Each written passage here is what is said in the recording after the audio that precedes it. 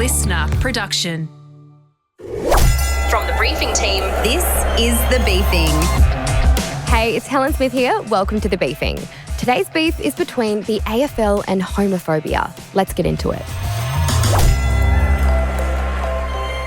The Australian Football League, or AFL, is one of Australia's most loved games, by myself included. But the game's history with homophobia has been back in the national spotlight once again, because in the past year and a half, there have been 6 publicised incidences of homophobia within the AFL, which we'll unpack in a moment.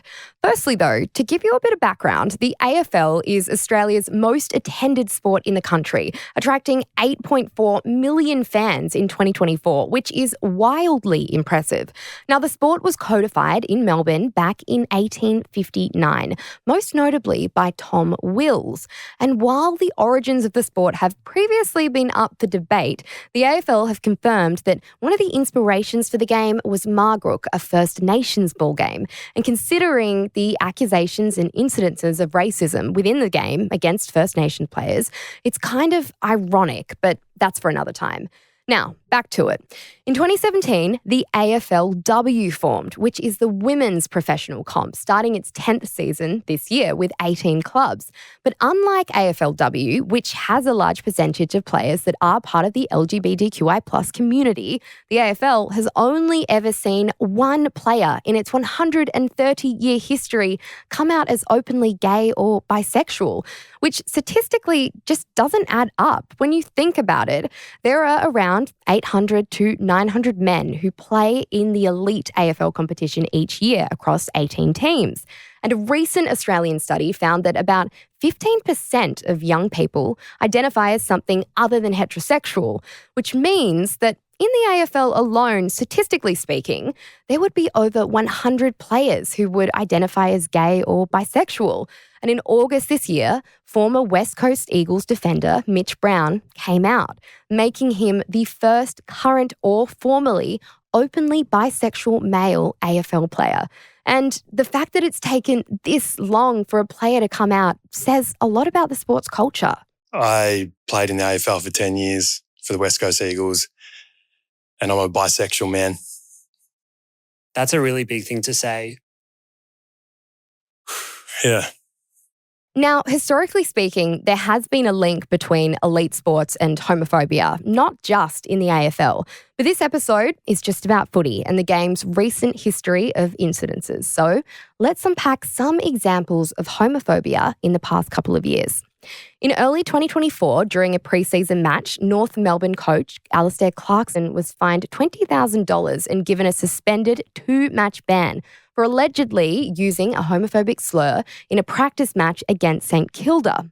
In April 2024, Port Adelaide player Jeremy Finlayson was suspended for 3 matches for using a homophobic slur against a Bombers opponent.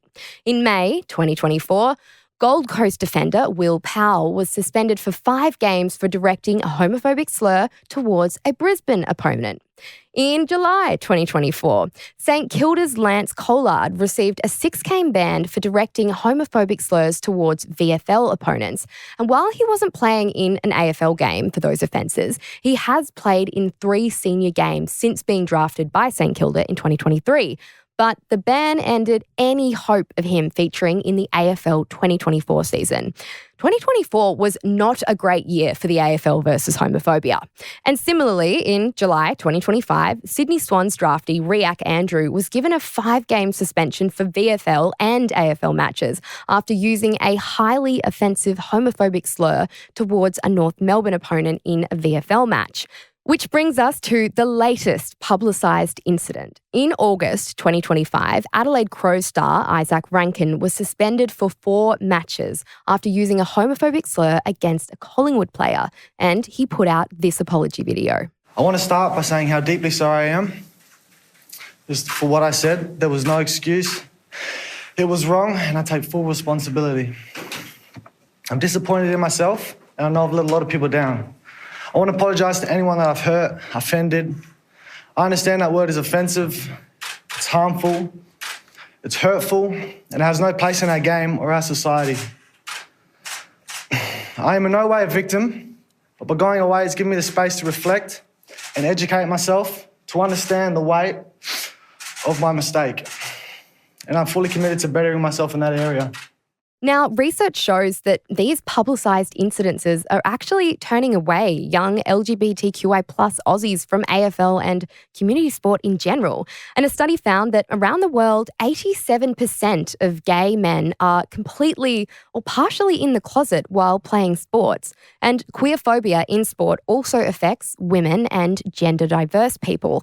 And while it may seem that there's a rise in queerphobia and homophobia, it's actually a good thing that we're seeing more reporting of it because it makes players, fans and organisations just like the AFL more aware of the severity of the problems and highlights what problematic behaviour looks like.